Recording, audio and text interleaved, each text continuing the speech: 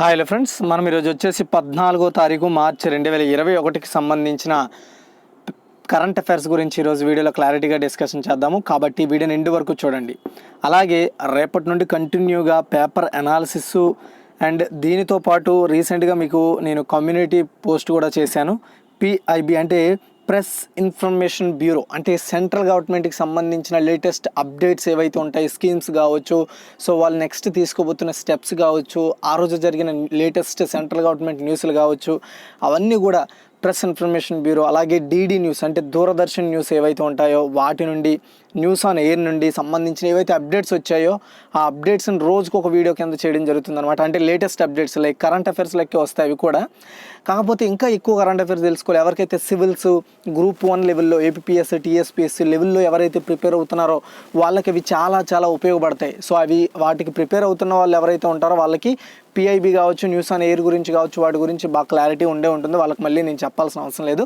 కాబట్టి ఎవరికైతే అవి అవసరం అనుకుంటారో వాళ్ళైతే డెఫినెట్గా ఆ వీడియోని కూడా వాచ్ చేయండి. సో దాన్ని కూడా సపోర్ట్ చేయండి. అండ్ పేపర్ అనాలిసిస్ కూడా డైలీ ఇస్తాను. నన్ను చాలామంది తిడుతున్నారు కూడా, ఏంటని ఒకరోజు చేస్తే ఒకరోజు చేయవని. దానికి రీజన్ ఏంటి అంటే మీకు చాలాసార్లు షేర్ చేసుకుంటున్నా, పేపర్ అనాలిసిస్ చేయడం అంటే అంత చిన్న విషయం కాదు. కాబట్టి నాకు ఒక్కోసారి నా పని ద్వారా అవ్వకపోవచ్చు, లేట్ అవ్వచ్చు. కాకపోతే ఇకపై అది రెగ్యులర్గా చేయడానికి నేను 100% ట్రై చేస్తాను. ఓకేనా? జాగ్రత్తగా వినండి, షేర్ చేసుకోండి, ఆ వీడియోని నోట్లు చేసుకోండి, నోట్స్ పెట్టుకోండి. ప్రత్యేకంగా ఈడియూ టెక్ గురు నోట్స్ అని కూడా పెట్టుకోండి కావాలంటే. అది మీకు చాలా చాలా ఉపయోగపడుతుంది. నా ఉద్దేశం ఏంటంటే అంతే. చూడండి ఫ్రెండ్స్, ఎవరికైనా జనవరి 2021, ఫిబ్రవరి 2021కి సంబంధించిన కరెంట్ అఫైర్స్, అలాగే పేపర్ అనాలిసిస్ పీడిఎఫ్ ఎవరికైనా కావాలనుకోండి, పీడిఎఫ్ మరీ చెప్తున్నాను. చాలామంది దీనికి వాట్సాప్ చేసి దేనికి పేమెంట్ చేయాలని మళ్ళీ అడుగుతున్నారు. పైన కనబడుతున్న నెంబర్కి మీరు సో పెర్ మంత్కి 20 రూపీస్, అదే 2 మంత్స్కి అయితే 40 రూపీస్. మీరు ఏ మంత్ కావాలంటే ఆ మంత్కి మెన్షన్ చేసి నాకు ఈ యొక్క ఇదైతే సో నెంబర్ ఉందో ఆ నెంబర్కి Google pay are PhonePe are Paytm చేసి ఆ స్క్రీన్ షాట్ని కింద కనబడుతున్న వాట్సాప్ నెంబర్కి సో ఆ స్క్రీన్ షాట్ని పంపి మీకు ఏమంత కావాలో అక్కడ పెట్టండి. నేను ఆ 10 అవర్స్లో మీకైతే ఆ పీడిఎఫ్ అయితే పంపిస్తాను, లింక్స్. సో మరీ చెప్తున్నాను, జాగ్రత్తగా వినండి. ఇది పేమెంట్ అండి. కిందది వచ్చేసి వాట్సాప్, దయచేసి కాల్ చేయకండి. సో మీరు ఏమైనా డౌట్స్ ఉంటే మెసేజ్ చేయండి, మనం అక్కడ డిస్కషన్ చేసుకుందాం. కాల్స్ అయితే చేయకండి, నేనైతే లిఫ్ట్ చేయను. దానివల్ల మీకే అంటే టైం వేస్ట్, అర్థం చేసుకోండి. ఎందుకంటే నాకు కూడా చాలా వర్క్స్ ఉంటాయి కాబట్టి నేను అన్ని కాల్స్ అటెండ్ చేయలేను. అర్థం చేసుకొని ఎవరికైనా కావాలంటే చేయండి. చూడండి, మన ఫస్ట్ క్వశ్చన్ చూసుకుంటే ఇండియన్ ఎకనామిక్ ట్రేడ్ ఆర్గనైజేషన్ కమిషనర్గా ఎవరు నియమితులయ్యారు? ఆన్సర్ వచ్చేసి జీవి కృష్ణ అండి. ఇవ్వండి ఇతనే. సో హైదరాబాద్కి చెందిన ప్రముఖ బిజినెస్ మ్యాన్ అనమాట ఇతను పేరు జీవి కృష్ణ.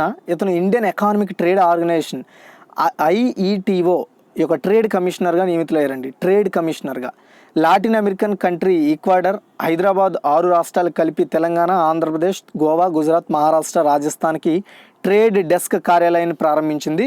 ఈ డెస్క్ కమిషనర్గా ఆయన నియమితులు కావడం జరిగింది. ఓకేనండి? చూడండి, లాటిన్ అమెరికన్ కంట్రీ ఈక్వాడర్, హైదరాబాద్లో 6 రాష్ట్రాలు కలిపి సో ఒక ట్రేడ్ డెస్క్ని ఏర్పాటు చేసింది. ఆ ట్రేడ్ డెస్క్ ఇతను కమిషనర్గా నియమించింది. నెక్స్ట్ సెకండ్ వన్ అండి. ఆలీబాబా వ్యవస్థాపకుడు జాక్ మాకు చెందిన సో దీని యొక్క గ్రూప్కి ఆంట్ అనే గ్రూప్కి నూతన చీఫ్ ఎగ్జిక్యూటివ్ ఆఫీసర్గా ఎవరు నియమితులయ్యారు?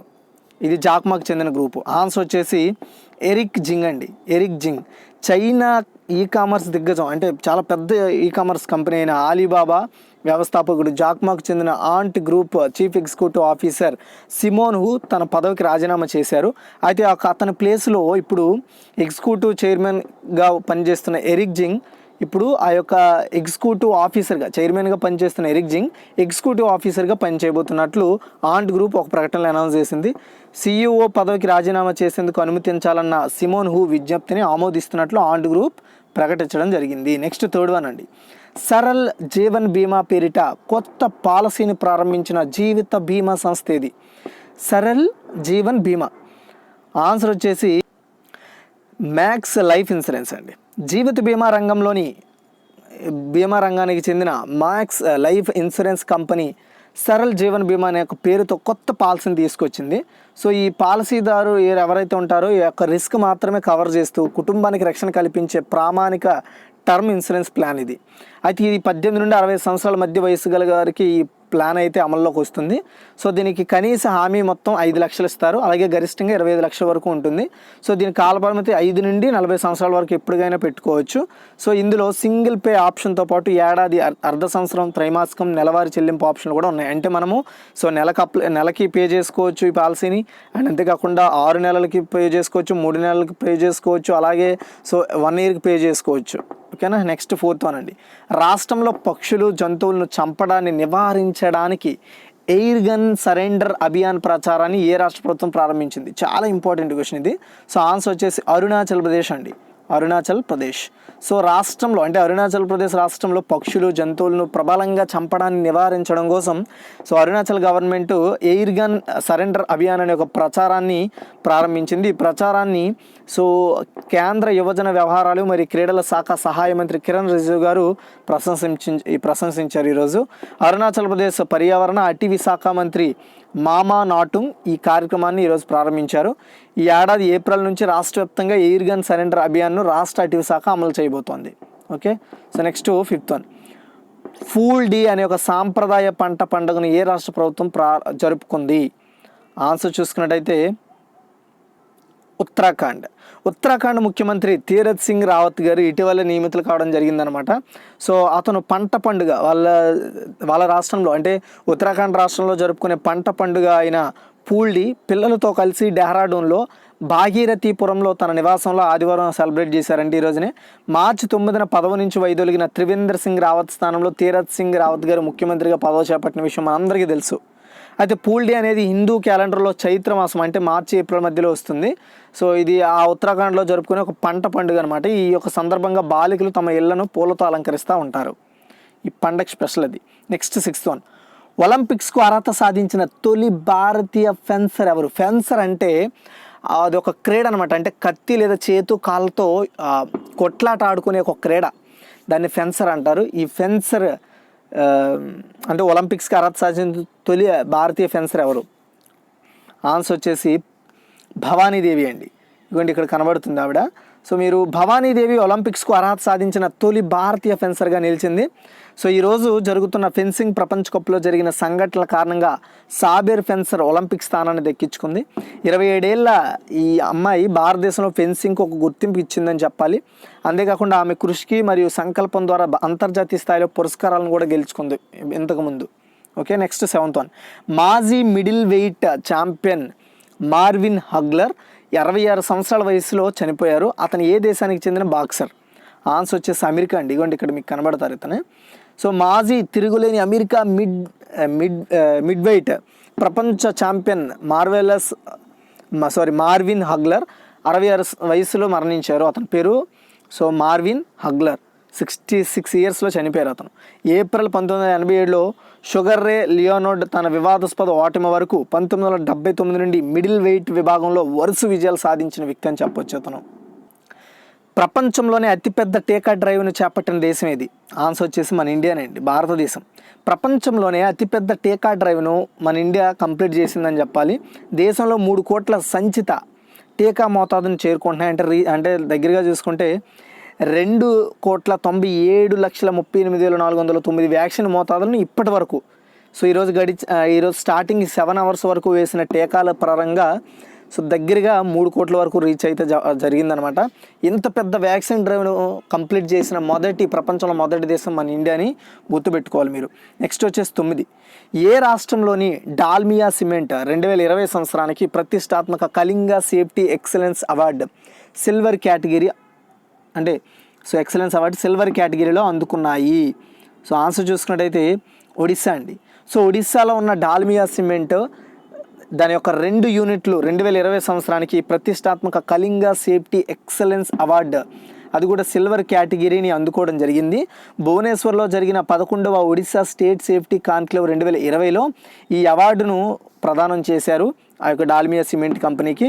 దీనిని institute of quality and environment management services నిర్వహించింది. ఇవ్వండి ఇక్కడ. ఓకేనా. నెక్స్ట్ వచ్చేసి 10th వన్ అండి. Indian council for research on international economic relations director మరియు చీఫ్ ఎగ్జిక్యూటివ్గా ఎవరు నియమితులయ్యారు? నేను ఎవరికైనా ఇంగ్లీష్ కావాలనుకుంటే నేను తెలుగులో చదివే గ్యాప్లో మీరు ఇంగ్లీష్లో చదువుకోండి. ఆన్సర్ వచ్చేసి దీపక్ మిశ్రా అండి. దీపక్ చూడండి, ఒడిశాలోని జన్మించిన ప్రపంచ బ్యాంక్ ఆర్థికవేత్త అయిన Deepak Mishra Indian council for research on international economic relations ICRIR దీనికి ఈ యొక్క సంస్థకు తదుపరి అంటే కాబోయే డైరెక్టర్ మరియు చీఫ్ ఎగ్జిక్యూటివ్గా నియమితులు కావడం జరిగింది ఇతను. అయితే ఇతను సెప్టెంబర్ 1, 2012 నుండి ఈ యొక్క సంస్థలో డైరెక్టర్గా చీఫ్ ఎగ్జిక్యూటివ్గా ఉన్న రజత్ కతూరియా నుండి బాధ్యతలు తీసుకుంటారు. రజత్ కతూరియా 2001, 2004 నుండి ఢిల్లీ కేంద్రంగా పనిచేస్తున్న ప్రపంచ బ్యాంక్ కంట్రీ ఎకానమిస్ట్గా కూడా పనిచేశారు. ఎవరు? దీపక్ మిశ్రా గారు. ఆయన పదవి కాలంలో భారత ప్రభుత్వంతో ఇతర రాష్ట్ర ప్రభుత్వాలతో కలిసి ఆంధ్రప్రదేశ్, బీహార్, కర్ణాటక, మహారాష్ట్ర, పంజాబ్లతో కలిసి పనిచేశారు.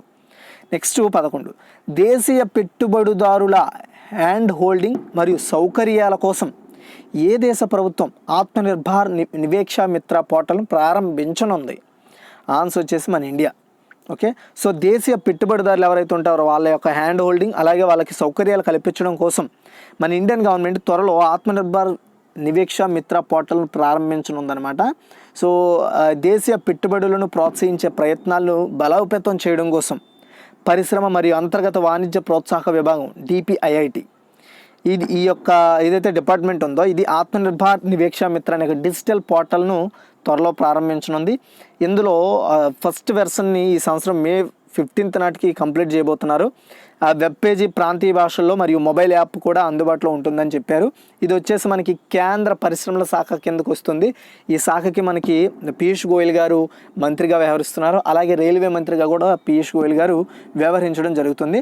అయితే ఏవైతే కంపెనీస్ ఉంటాయో విదేశీ కంపెనీ వాటి అనుమతులు కావచ్చు, ఆమోదాలకు సంబంధించిన నిర్ధారించడానికి చేపట్టిన అత్యంత ముఖ్యమైన డిజిటల్ చొరవగా సో వాణిజ్య మంత్రిత్వ శాఖ దీన్ని పేర్కొనడం జరిగింది. ఓకే, నెక్స్ట్ 12 అండి. కలనామక్ రైస్ ఫెస్టివల్ ఏ రాష్ట్ర ప్రభుత్వం నిర్వహిస్తోంది? ఆన్సర్ వచ్చేసి ఉత్తరప్రదేశ్ అండి, UP. Okay, so strawberry festival అలాగే లక్నోలో బెల్లం ఫెస్టివల్ ఘన విజయం సాధించే బెల్లం ఉత్సవం. ఆ తర్వాత ఇప్పుడు ఉత్తరప్రదేశ్ గవర్నమెంట్ నిన్న సిద్ధార్థనగర్ జిల్లాలో 3 రోజులు అంటే 13, 14, 15 వరకు కలనామక్ రైస్ ఫెస్టివల్ నిర్వహిస్తోంది. ఉత్తరప్రదేశ్ ముఖ్యమంత్రి యోగి ఆదిత్యనాథ్ గారు రైతులకు కొత్త ఆదాయ అవకాశాలను కల్పించడంలో భాగంగా ఈ యొక్క కలనామక్ రైస్ ఫెస్టివల్ను ప్రారంభించడం జరిగింది. ఇది ఆత్మనిర్భర్ భారత్ అభియాన్ కింద లోకల్ ఫర్ వోకల్ ప్రచారం కింద ఎంచుకున్న ఉత్పత్తులు ఏవైతే ఉంటాయో వాటిని సో మన ప్రదేశంలోనే మనమే అమ్ముకోవడానికి కల్పించే ఒక కార్యక్రమము. దాని మీద అవగాహన పెంచడమే ఈ యొక్క సో కలనామక్ రైస్ ఫెస్టివల్ అన్నమాట. అంటే లోకల్గా పండించిన ఏదైతే బియ్యం ఉంటాయో వాటిని లోకల్గానే అమ్ముకునే ఒక చొరవ అని చెప్పొచ్చు. నెక్స్ట్ 13th అండి. IPL 2021 ఎడిషన్కు పంజాబ్ కింగ్స్ కొత్త బౌలింగ్ కోచ్గా ఎవరు నియమితులయ్యారు? సో ఆన్సర్ వచ్చేసి డామియన్ రైట్. ఇవ్వండి, ఇతనే డామియన్ రైట్. ఇతను ఆస్ట్రేలియా మాజీ ఫస్ట్ క్లాస్ క్రికెటర్ అనమాట. ఇతను IPL 2021 ఎడిషన్కి సో పంజాబ్ కింగ్స్ టీం ఏదైతే ఉందో దానికి బౌలింగ్ కోచ్గా ఎన్నికయ్యారు. ఇతని కెరీర్లో ఎక్కువ భాగం టస్మానియాకు ప్రాతినిధ్యం వహించిన మాజీ క్రికెటర్, అలాగే హోబార్ట్ హరికేన్స్ కోచ్గా కూడా పనిచేశారు. అతను బంగ్లాదేశ్ అండర్-19 క్రికెట్ జట్టుకు ప్రధాన కోచ్గా కూడా పనిచేసిన అనుభవం ఉంది. నెక్స్ట్ 14, చాలా ఇంపార్టెంట్ క్వశ్చన్ ఇది. చికాగో విశ్వవిద్యాలయం యొక్క 14వ అధ్యక్షుడిగా ఎవరు ఎంపికయ్యారు? చాలా చాలా ఇంపార్టెంట్. ఎందుకు ఇంపార్టెంట్ అంటున్నానంటే చికాగో అనే సంస్థ చాలా అతిపెద్ద యూనివర్సిటీ, అంటే టాప్ మోస్ట్ యూనివర్సిటీల్లో మన ప్రపంచంలో ఇది కూడా ఒకటి. అలాగే చాలా చాలా నివేదికలను ఇంపార్టెంట్ అయిన గణాంకాలను రిలీజ్ చేస్తూ ఎప్పటికప్పుడు ఎడ్యుకేషన్ మీద కొత్త అంటే సో ముందు ఉంటుందన్నమాట. దేశాల యొక్క ఆర్థిక వాల్యూస్ కావచ్చు అన్ని ఇండెక్స్లను రిలీజ్ చేయడంలో ముందంజలో ఉంటుంది, పెద్ద పెద్ద స్టడీస్లు చేస్తూ ఉంటుంది. కాబట్టి ఇంపార్టెంట్ అని చెప్పాను. సో దీని యొక్క ఆన్సర్ వచ్చేసి పాల్ అలివినీ సాటోస్. సో చికాగో విశ్వవిద్యాలయం యొక్క ధర్మకర్తల మండలి పాల్ అలివి సాటోస్ను ఆ చికాగో విశ్వవిద్యాలయం యొక్క 14వ అధ్యక్షుడిగా ఎన్నుకున్నట్లుగా పేర్కొంది. సో ఉన్నత విద్యలో నిష్ఠాతుడైన నాయకుడు, అలాగే ప్రపంచ ప్రఖ్యాత శాస్త్రవేత్త అలివి సాటోస్ 61 సంవత్సరాలు అతనికి. ప్రస్తుతం బర్కీలోని కాలిఫోర్నియా విశ్వవిద్యాలయంలో ఎగ్జిక్యూటివ్ వైస్ ఛాన్సలర్గా అండ్ ప్రావోస్ట్గా పనిచేస్తున్నారు. అతను కెమిస్ట్రీ విభాగంలో నానో సైన్స్ మరియు నానో టెక్నాలజీ యొక్క సామ్సంగ్ విశిష్ట ప్రొఫెసర్ మరియు లారెన్స్ బర్కిలీ నేషనల్ ల్యాబొరేటరీ మాజీ డైరెక్టర్గా కూడా పనిచేసిన అనుభవం ఉంది అతనికి. ఓకే, గుర్తుపెట్టుకోండి. చూడండి, అంతర్జాతీయ యువ కళా పోటీ 2021 విజేత ఎవరు?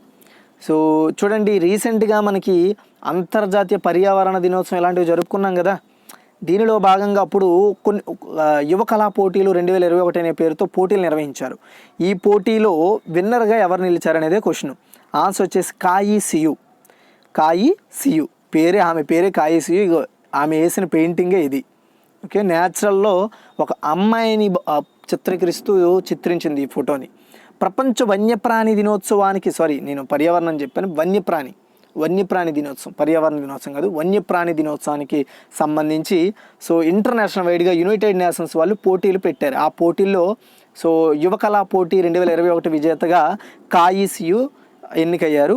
అయితే ప్రపంచ వన్యప్రాణి దినోత్సవానికి సంబంధించిన 50కి పైగా దేశాల నుండి యువ కళాకారులు సమర్పించిన 600 ఎంట్రీల నుండి 2021 అంతర్జాతీయ యువ కళా పోటీలో చైనాలో హాంకాంగ్ సార్ ఓకేనా, గుర్తుపెట్టుకోండి. ఈ సార్ ఏదైతే ప్రాంతం ఉందో అంటే స్పెషల్ అడ్మినిస్ట్రేటివ్ రీజన్ అనమాట. సార్ అంటే స్పెషల్ అడ్మినిస్ట్రేటివ్ సర్వీస్. అంటే హాంకాంగ్ అనేది యాక్చువల్గా మాకు ప్రత్యేక దేశంగా ఉండాలి, మేము ప్రత్యేక ప్రాంతంగా ఉండాలని నినాదాలు చేస్తూ చాలా ఇబ్బందులు పడుతున్నారు. ఆ విషయం మనందరికీ తెలుసు. అయితే ఆ యొక్క ప్రాంతాన్ని చైనా ఆక్రమించాలని చూస్తోంది, ఆక్రమణలో కూడా ఉంది. అందుకే చైనాలోని హాంకాంగ్ని స్పెషల్ అడ్మినిస్ట్రేటివ్ రీజియన్ అంటారు, దాన్నే సార్ అంటాం. దీనికి చెందిన 18 ఏళ్ల కాయి సియు విజేతగా ఎంపికైంది. అర్బన్ అండ్ నేచర్ మధ్య బ్యాలెన్స్ అనే పేరుతో ఆమె అద్భుతమైన చిత్రపటానికి విజేతగా ఎంపికైంది. ఇదే అది. ఓకేనా. ఇది ఈరోజు ఒక టోటల్ కరెంట్ అఫైర్స్ అనమాట, గుర్తుపెట్టుకోండి. ఇప్పుడు క్విక్ రివ్యూ చూద్దాం. Indian economic trade organization trade కమిషనర్గా ఎవరు నియమితులయ్యారంటే answer G V Krishna. And Alibaba వ్యవస్థాపకుడు చాక్మాకు చెందిన ఆంట్ గ్రూప్ నూతన చీఫ్ ఎగ్జిక్యూటివ్ ఆఫీసర్గా ఎవరు నియమితులయ్యారు అంటే ఆన్సర్ వచ్చేసి ఎరిక్ జింగ్. అండ్ నెక్స్ట్ వచ్చేసి సరళ్ జీవన్ బీమా పేరిట కొత్త పాలసీని ప్రారంభించిన జీవిత బీమా సంస్థ ఏది అంటే మ్యాక్స్ లైఫ్ ఇన్సూరెన్స్. అండ్ రాష్ట్రంలో పక్షులు జంతువులను చంపడాన్ని నివారించడానికి ఎయిర్ గన్ సరెండర్ అభియాన్ ప్రచారాన్ని ఏ రాష్ట్ర ప్రభుత్వం ప్రారంభించిందంటే అరుణాచల్ ప్రదేశ్. పూల్డీ అనే సాంప్రదాయ పంట పండుగను ఏ రాష్ట్ర ప్రభుత్వం జరుపుకుంటుంది అంటే ఉత్తరాఖండ్. ఒలింపిక్స్కి అర్హత సాధించిన తొలి భారతీయ ఫెన్సర్ ఎవరు అంటే ఆన్సర్ వచ్చేసి భవానీదేవి. అలాగే మాజీ మిడిల్ వెయిట్ ఛాంపియన్ మార్విన్ హగ్లర్ 66 సంవత్సరాల వయసులో చనిపోయారు. అతను ఏ దేశానికి చెందిన బాక్సర్ అంటే అమెరికా. ప్రపంచంలో అతిపెద్ద టీకా డ్రైవ్ చేపట్టిన దేశం ఏంటి అంటే భారతదేశం. మొత్తం 3 కోట్ల వ్యాక్సిన్ టీకాలను అయితే కంప్లీట్ చేసిందనమాట. అలాగే ఏ రాష్ట్రంలో డాల్మియా సిమెంట్ 2020 సంవత్సరానికి ప్రతిష్టాత్మక కళింగ సేఫ్టీ ఎక్సలెన్స్ అవార్డు అందుకుంది అంటే ఒడిస్సా. అలాగే Indian council for research and international economic relations director మరియు చీఫ్ ఎగ్జిక్యూటివ్గా ఎవరు నియమితులయ్యారు అంటే దీపక్ మిశ్రా. దేశీయ పెట్టుబడిదారులు హ్యాండ్ హోల్డింగ్ మరియు సౌకర్యాల కోసం ఏ దేశ ప్రభుత్వం ఆత్మనిర్భర్ వివేక్ష మిత్ర పోర్టల్ను ప్రారంభించిందంటే భారతదేశం. అలాగే కలనామక రైస్ ఫెస్టివల్ ఏ రాష్ట్ర ప్రభుత్వం నిర్వహిస్తోంది అంటే ఉత్తరప్రదేశ్. IPL 2021 ఎడిషన్కు పంజాబ్ కింగ్స్ కొత్త బౌలింగ్ కోచ్గా ఎవరు నియమితులయ్యారంటే ఆన్సర్ వచ్చేసి డామియన్ రైట్. అండ్ చికాగో విశ్వవిద్యాలయం యొక్క 14వ అధ్యక్షుడిగా ఎవరిని ఎంపికయ్యారంటే ఆన్సర్ వచ్చేసి పాల్ అల్విసాటోస్. అంతర్జాతీయ యువ కళా పోటీ 2021 విజేత ఎవరు అంటే కాయి సియు.